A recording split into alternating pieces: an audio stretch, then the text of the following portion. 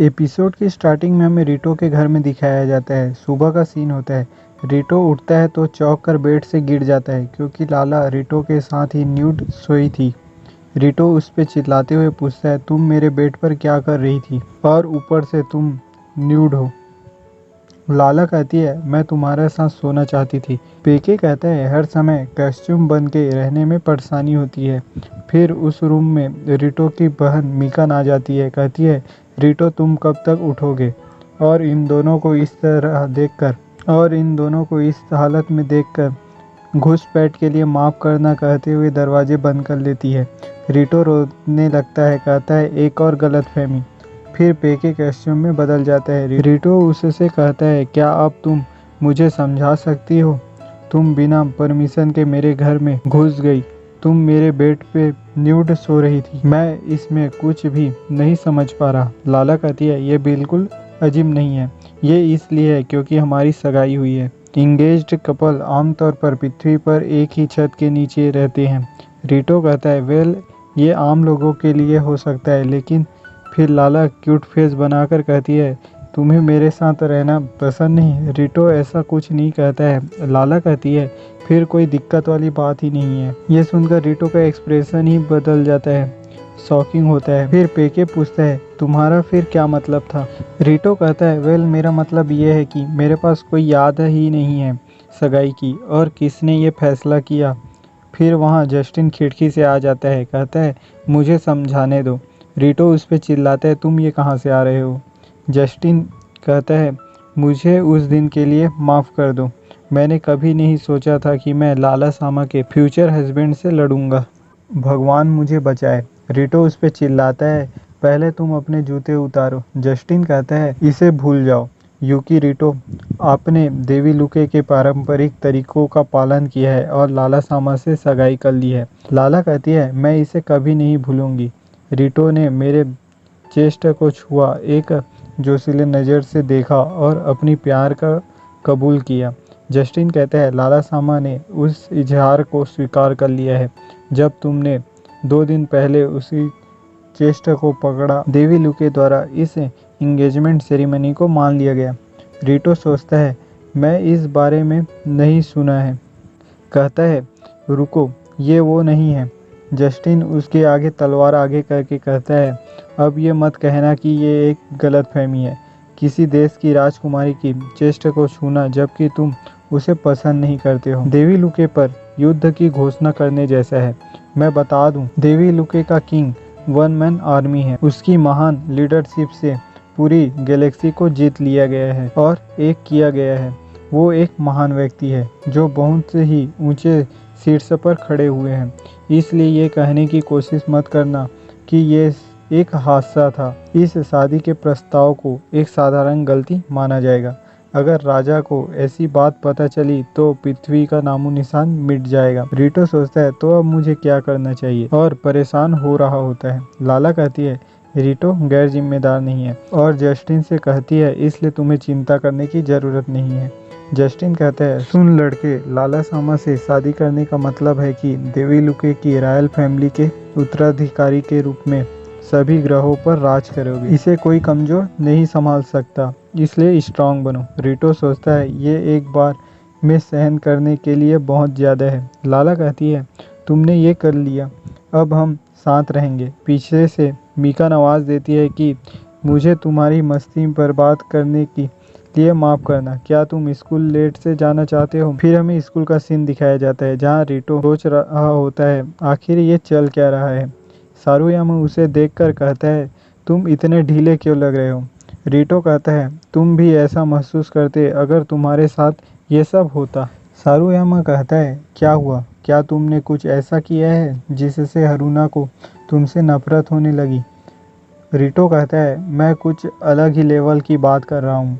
सारुयामा कहता है, क्या तुमने प्रपोज कर दिया। रिटो सोचता है, मुझे गलतफहमी दूर करना होगा। फिर हम हारुना को देखते हैं जो इनको इग्नोर करके चली जाती है। रिटो सर पकड़ लेता है। सारुयामा कहता है, लगता है कि वो तुमसे सच में नफरत करती है।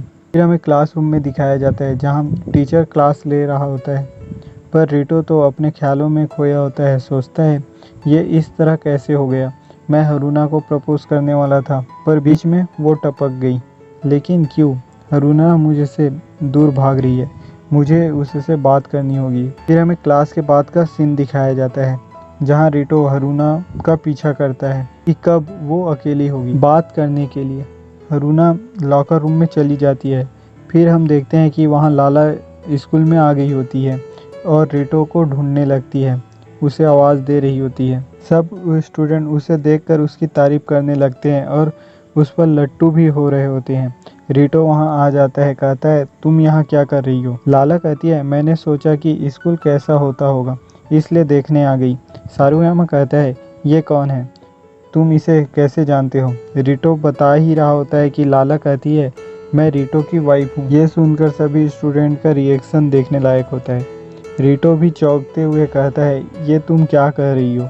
सभी रिटो को गुस्से से देख रहे होते हैं। रिटो कहता है ऐसा कुछ नहीं है। लाला कहती है यही सच है, और क्यूटनेस के साथ कहती है कल रात हम एक साथ थे। ये सुनकर सब चौंक जाते हैं और सभी का पारा और ऊपर चढ़ जाता है। सारुयामा कहता है तुमने कहा था कि तुम्हारी नज़र बस हरुना पर है। सभी बारी बारी उस पर गुस्सा करते हैं और उसे मारने के लिए आगे बढ़ते हैं। रिटो लाला को लेकर वहाँ से भागने लगता है। लाला कहती है ये लोग इतने गुस्से पे क्यों है? रिटो कहता है तुम्हारे कारण, और सोचने लग जाता है। इधर हरुना भी कल की बातें को लेकर सोच में डूबी होती है। वो लड़की कौन थी? देख के ऐसा लगता है कि हरुना भी रिटो को पसंद करती है। लाला और रिटो भागते भागते ऐसे जगह पर पहुंच जाते हैं जहां आगे रास्ता ही नहीं होता है। रिटो कहता है लाला कुछ करो, तुम्हारे पास टेलीपोर्ट वाला रिंग है, उसका इस्तेमाल करो। लाला उस रिंग को बाहर निकालती है और उसे यूज़ करती है। वे दोनों वहाँ से टेलीपोर्ट हो जाते हैं। सभी स्टूडेंट देखकर चौंक जाते हैं कि वो लोग गायब हो गए। फिर हमें एक अंधेरे जगह पर दिखाया जाता है। रिटो पूछता है ये कौन सी जगह है? लाला कहती है पता नहीं, वो एक इमरजेंसी एस्केप था, तो मैंने डिसाइड नहीं किया कि कहाँ जाना है। हम देखते हैं कि वो लॉकर रूम में होते हैं और अलमारी से बाहर गिरते हैं। रिटो चौंक जाता है कि वो दोनों न्यूड होते हैं। लाला कहती है ये रिंग सिर्फ जिंदा चीज़ों को ही टेलीपोर्ट करता है। हरुना भी वहीं होती है, कहती है तुम दोनों इस तरह से लॉकर रूम में क्या कर रहे थे? रिटो हरुना को वहां देखकर चौंक जाता है। लाला पूछती है ये कौन है? रिटो हरुना को समझाने की कोशिश करता है, पर हरुना उनको इस हालत में देखकर रिटो को स्लेप मार देता है और कहती है दूर रहो। फिर हमें घर का सीन दिखाया जाता है। रिटो और लाला घर आ गए होते हैं। रिटो जस्टिन को देखकर कहता है तुम यहाँ क्या कर रहे हो? जस्टिन कहता है मुझे लगा बाकी परिवार वालों को शुभकामनाएं दूं।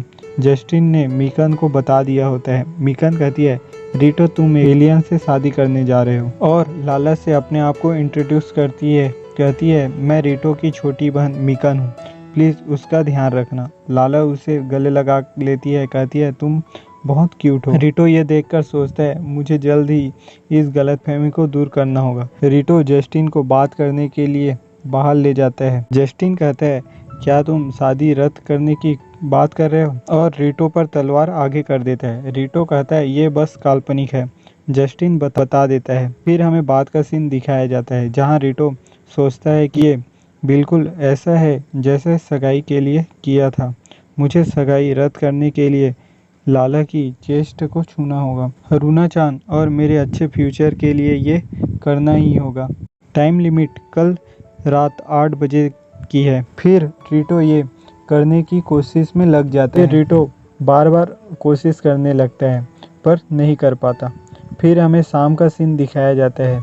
सोचता है एक ही घंटा बचा है और लाला को आवाज़ देता है कि मुझे तुमसे बात करनी है। फिर हमें बाहर का सीन दिखाया जाता है, जहाँ लाला कहती है तुम अचानक से सीरियस हो गए हो।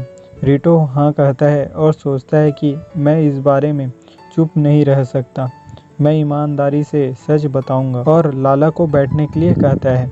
आगे कहता है ये सगाई के बारे में है। तो लाला का बोलती है मैं खुश हूँ, मुझे हमेशा शादी के लिए इंटरव्यू के लिए मजबूर किया गया है। ये सच में तुम्हें थका देता है कि एक शाही परिवार में रहना, तुम शाही परिवार की पहली राजकुमारी, ऐसी बातें हमेशा सुनने को मिलती है। किसी ने कभी नहीं सुना कि मैं क्या कहना चाहती हूँ।